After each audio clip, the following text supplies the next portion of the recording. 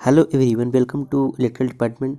आज के सेशन में हम लोग पॉलिटेक्निक 6 सेमेस्टर का subject installation maintenance and repair of electrical equipment का ये 5वां लेक्चर है। 5वें लेक्चर में हम देखेंगे कि सेफ्टी कोड क्या होता है, मतलब कि सुरक्षा कोड क्या होता है। तो आज के सेशन को हम स्टार्ट कर लेते हैं। बाकी इसके पहले भी हम 4 वीडियोज़ ला चुके हैं जिसमें सिलेबस वाइज आपको सभी टॉपिक को कंप्लीट कर चुके हैं। तो यहाँ पर एक बार सिलेबस फिर से देख लेते हैं। सिलेबस में देखिए सबसे पहला टॉपिक आपको पढ़ा चुके हैं। ये वाला टॉपिक जो है इंडियन इलेक्ट्रिसिटी रूल, इसको हम आपको बाद में पढ़ाएंगे, लेकिन इसके पहले आपको पढ़ा देते हैं सेफ्टी कोड क्या होता है। मतलब नीचे के जितने टॉपिक हैं यह ख़त्म कर देंगे, इसके बाद इंडियन इलेक्ट्रिसिटी रूल बताएंगे, क्योंकि इंडियन इलेक्ट्रिसिटी रूल जो काफ़ी लंबा टॉपिक है, इसमें टाइम लगेगा और ये जो बाकी टॉपिक हैं वो छोटे छोटे हैं। तो पहले इसको समाप्त कर देते हैं। तो आज के सेशन में हम लोग समझेंगे कि सेफ्टी कोड क्या होता है। सेफ्टी कोड का मतलब होता है सुरक्षा कोड। तो देखिए सुरक्षा कोड होता क्या है, जैसे आप इलेक्ट्रिकल इंडस्ट्री में, किसी भी इंडस्ट्री में जो भी श्रमिक का वर्कमैन जो कार्य करते हैं, उनको क्या होता है अपने बचाव का ध्यान रखना चाहिए। वैसे पहले बताते हैं सुरक्षा होता क्या है। सुरक्षा देखिए, जैसे आप वर्कशॉप में सेकंड सेमेस्टर या फोर्थ सेमेस्टर वर्कशॉप में कार्य किए होंगे, तो वर्कशॉप के अंदर जो होने वाली सामान्य दुर्घटनाओं से रोकने के लिए हम जो सावधानियां रखते हैं उसी को कहते हैं सुरक्षात्मक सावधानियां। तो देखिए जितनी भी कंपनी होती है, जैसे कोई भी इंडस्ट्री होगी, चाहे वो इलेक्ट्रिकल संबंधित हो, चाहे किसी भी बिल्डिंग से संबंधित हो, प्रोसेस संबंधित कोई भी कंपनी हो, सभी कंपनी जो होती है अपने अपने लिए, अपने श्रमिकों के लिए, सुरक्षा के लिए सुरक्षा कोड बनाती है ताकि श्रमिक उसका पालन करें और उनको कोई दुर्घटना न हो। तो जैसे किसी भी इंडस्ट्री में जाते होंगे, आपको इस प्रकार का एक बोर्ड देखने को मिलता होगा, वहाँ पर सुरक्षा संबंधी कुछ रूल्स लिखे होते हैं, तो वही होता है सुरक्षा कोड। क्योंकि देखिए अगर सुरक्षा अगर नहीं रखेंगे तो एक छोटी सी असावधानी भी क्या होगा, बहुत बड़ी दुर्घटना का कारण बन सकता है, और इससे जो आपके इंडस्ट्री में, जो आपके कंपनी में जो इक्विपमेंट होंगे उनको हानि पहुंचेगा, और आपकी इलेक्ट्रिक सप्लाई जो होगी वो बाधित होगी, और श्रमिक के जान को भी खतरा रहता है। तो इस प्रकार से सेफ्टी कोड जो होता है बहुत आवश्यक होता है किसी भी इंडस्ट्री के लिए। तो यही यहाँ पर देखिए बताया गया है कि किसी भी इंडस्ट्री को चलाने के लिए कुशल श्रमिक की आवश्यकता होती है। सभी इंडस्ट्री अपने अपने सुरक्षा कोड निर्धारित करते हैं ताकि इंडस्ट्री में जो भी श्रमिक कार्य करते हैं उनकी सुरक्षा हो सके तथा तो दुर्घटना जो है न हो सके। तो कहने का मतलब किस इलेक्ट्रिकल टाइप का अगर इंडस्ट्री हो तो वहाँ पर क्या होगा, अलग अलग सुरक्षा कोड निर्धारित किए जाएंगे, और सिविल से संबंधित कार्य हो रहा है तो वहाँ पर अलग सुरक्षा कोड निर्धारित किया जाएगा। तो जो सुरक्षा कोड होता है वो क्या करता है, इंडस्ट्री इसको निर्धारित करता है, या फिर स्थानीय लोग या फिर गवर्नमेंट के द्वारा इसको अप्रूव किया जाता है। तो अगर हम सेफ्टी कोड की डेफिनेशन की बात करें तो डेफिनेशन हम कुछ इस प्रकार से इसका दे सकते हैं कि सुरक्षा कोड जो होता है नियम का समूह होता है। आपको बताया ना, सुरक्षा कोड में नियम होते हैं, श्रमिक उस नियम को क्या करते हैं, फॉलो करते हैं अपने सुरक्षा के लिए। तो सुरक्षा कोड जो होता है वो नियम का समूह होता है जो कि इंडस्ट्री द्वारा निर्धारित किया जाता है। और सुरक्षा कोड का मुख्य उद्देश्य क्या होता है कि इंडस्ट्री के लिए सुरक्षा नियम बना के श्रमिकों को सुरक्षा प्रदान करना, साथ ही जिस स्थान पर इंडस्ट्री है वहाँ के स्थानीय लोगों को भी सुरक्षा प्रदान करना। जैसे अगर आप किसी भी इंडस्ट्री में जाते हैं, नए इंडस्ट्री में जाते हैं, वहाँ के आपको सेफ्टी रूल अगर वहाँ पर नहीं लिखा रहेगा तो आप जाएंगे तो कोई भी दुर्घटना हो सकता है कि बिना की जानकारी के कोई उपकरण को छू देंगे या फिर कोई उपकरण को ऑन कर देंगे तो दुर्घटना हो सकता है। अगर वहाँ पर सुरक्षा कोड लगाया गया है तो आप देख के पढ़ सकते हैं उसको कि हाँ ये चीज़ में इसको हमको नहीं टच करना चाहिए, ये खतरा से संबंधित है। तो ये सुरक्षा कोड का महत्व होता है किसी भी इंडस्ट्री के लिए। अब देखते हैं सुरक्षा कोड होते कौन कौन से हैं। यहाँ पर देखिए कुछ सुरक्षा कोड को हम लिखे हैं। यहाँ पर देखिए सामान्य सुरक्षा कोड जो है निम्न है। तो देखिए सबसे पहले सुरक्षा कोड में है कि किसी भी उपयंत्र को रिपेयर करने से पहले उसके सप्लाई को जो है कट कर देना चाहिए। तो मतलब कहने का मतलब अगर आप कोई भी मशीन या इक्विपमेंट इलेक्ट्रिकल से संबंधित है और आप उसकी सप्लाई, उसको जो रिपेयर करने जा रहे हैं, तो सबसे पहले उसको सप्लाई से कट कर देना चाहिए। और दूसरा देखिए सुरक्षा कोड में लिखे हैं कि चालू अवस्था में परिपथ से दूर रहना चाहिए। कहने का मतलब सर्किट ऑन हो उस स्थिति में अगर रिपेयर न करना हो तो परिपथ से दूर रहना चाहिए। और तीसरा है, देखिए तीसरा पॉइंट है कि कार्य करते समय हमेशा एक हाथ का प्रयोग करना चाहिए। और चौथा है विद्युत उपयंत्र पर कार्य करते समय हाथ में घड़ी या अन्य वस्तुओं को नहीं पहनना चाहिए। ये चीज़ आप लोग तब भी पढ़े होंगे जब वर्कशॉप में प्रैक्टिस करते होंगे कि वर्कशॉप में प्रैक्टिस करते समय भी सावधानियां रखा जाता है, और उसमें क्या होता है, कोई हाथ में कोई भी घड़ी, जैसे घड़ी अन्य वस्तु को न पहने, नहीं तो क्या हो सकता है मशीन में ये फंस कर दुर्घटना का कारण बन सकता है।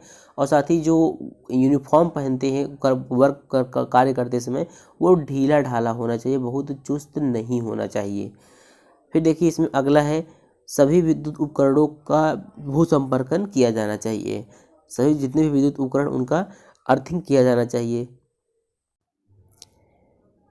अब देखिए इसमें अगला पॉइंट है आपका, अगर यदि किसी उपकरण से असामान्य आवाज़ आ रही है तो उसे तुरंत विद्युत परिपथ से अलग कर देना चाहिए और रिपेयर के लिए भेज देना चाहिए। तो जैसे कि कोई भी उपकरण, जैसे आप वर्कशॉप में देखे होंगे लैथ मशीन होती है और कई प्रकार की मशीनें लगी होती है, तो अगर उनको ऑन करने पर एबनॉर्मल साउंड आ रहा है, असामान्य आवाज़ आ रहा है, तो हमें सप्लाई से उसको कट कर देना चाहिए और उसको रिपेयरिंग के लिए भेज देना चाहिए। फिर देखिए अगला पॉइंट है, इसमें किसी फाल्टी सर्किट को ऑन नहीं करना चाहिए। इसका मतलब अगर कोई भी उपकरण है पहले से शॉर्ट सर्किट हो चुका है या फिर उसमें फॉल्ट जैसी समस्या है, तो उसको ऑन नहीं करना चाहिए। मतलब ख़राब उपकरण या ख़राब मशीन को ऑन नहीं करना चाहिए। और 8वां पॉइंट है, इसमें चालू अवस्था में परिपथ पर कार्य करने से पहले हाथ सूखे होने चाहिए। कहने का मतलब कोई भी मतलब कि उपकरण हो गया इंडस्ट्री में, उसको कभी कभी भी गीले हाथों से उसको टच नहीं करना चाहिए। उसमें क्या होता है, विद्युत धारा प्रवाहित होने की संभावना होती है और आपको इलेक्ट्रिक शॉक जो है लग सकता है। अगर आपने क्या है, जो जूते होते हैं, इंसुलेटेड जूते होते हैं, अगर आप वो नहीं पहने हैं और उस गीले हाथ से अगर किसी मशीन को टच कर रहे हैं तो आपको इलेक्ट्रिक शॉक लग सकता है। अगला पॉइंट है, अगर किसी उपयंत्र के ऊपर पानी या कोई रसायन गिर जाता है तो सप्लाई को बंद कर देना चाहिए। जैसे कि मान लीजिए कोई इंडस्ट्री में कोई कार्य कर रहे हैं और गलती से किसी मशीन पर पानी गिर जाता है, तो भी सप्लाई को बंद कर देना चाहिए, क्योंकि आपको पता है पानी क्या होता है, पानी की वजह से आपको भी करंट लग सकता है। और देखिए अगला पॉइंट है, इसमें उच्च वोल्टता पर विद्युत संबंधी कार्य करते समय उच्च वोल्टता की सप्लाई बंद कर देना चाहिए। आपने कभी कभी देखा होगा कि जो श्रमिक होते हैं वो क्या होते हैं, पोल पर चढ़ के जो ओवरहेड लाइन गई होती है वो हाई वोल्टेज की होती है, तो उन पर भी कार्य करते हैं। तो उनको यह ध्यान रखना चाहिए कि कार्य करने से पहले हाई वोल्टेज संबंधी इलेक्ट्रिकल अगर वर्क हो तो सबसे पहले हाई वोल्टेज की जो सप्लाई होती है उसको बंद कर देना चाहिए। और उसको बंद करने के साथ साथ सेफ्टी डिवाइस का भी यूज़ करना चाहिए। कहने का मतलब इलेक्ट्रिकल इंसुलेटेड ग्लव्स होते हैं, हेलमेट होते हैं, सेफ्टी बेल्ट हो गया, इन सब का प्रयोग करना चाहिए, ताकि अगर सप्लाई आ भी जाए तो आप खतरे से बच जाएं। अब देखिए इसमें अगला पॉइंट है कि कटी हुई वायरिंग पर इंसुलेटेड टेप लगा देना चाहिए। तो अगर वायरिंग जो है आपका, जैसे अगर घरों में कोई वायरिंग संबंधित कार्य कर रहे हैं, तो अगर कोई भी वायर कटा हुआ है तो उस पर इंसुलेटेड टेप लगा देना चाहिए, नहीं तो अचानक में आप उसके संपर्क में आ सकते हैं और आपको इलेक्ट्रिक शॉक लग सकता है। और अगला पॉइंट है इसमें, यदि किसी कहीं पर वायरिंग में लूज कनेक्शन है तो उसे टाइट कर देना चाहिए। आपको पता है लूज कनेक्शन में क्या होता है, जो आपका रेगुलेशन उसमें नहीं होता है। जो वायरिंग अगर लूज होगा तो उसमें रेगुलेशन नहीं होगा, मतलब कंटिन्यूटी उसमें नहीं होता है। इसलिए अगर कोई वायरिंग कहीं पर वायरिंग में लूज कनेक्शन है तो उसको हमको टाइट कर देना चाहिए। फिर अगला पॉइंट देखिए, इसमें बिजली से संबंधित कार्य करते समय मेन स्विच जो है बंद कर देना चाहिए। ये भी बिल्कुल ईजी है। और अगला पॉइंट है, बैटरी को हमेशा चार्जिंग रूम में ही चार्ज कर देना चाहिए। और जो बैटरी है उसको ऐसा नहीं है कि वर्कशॉप वगैरह में हर प्रकार के शॉप होते हैं, तो जहाँ पर बैटरी चार्ज करने का चार्जिंग रूम हो वहीं पर इसको चार्ज कर देना चाहिए।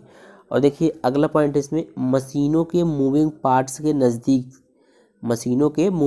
के नज़दीक से निकले हुए तार को सही से दबाना तथा बांधना चाहिए, ताकि मशीन में आकर कटे नहीं। जैसे कि मान लीजिए ये आपका कोई मशीन है और यहाँ से वायर जो है यहाँ से निकला है, सॉरी देखिए, जैसे मान लीजिए ये कोई आपका मशीन है इस प्रकार से, और ये वायर जो है यहाँ से निकला है, तो जहाँ से वायर निकलता है उसको सही से दबाना चाहिए, ताकि यही वायर जो है फंसकर मशीन में न चला जाए और कोई दुर्घटना हो जाए। तो इस प्रकार से इसका भी ख्याल रखना चाहिए।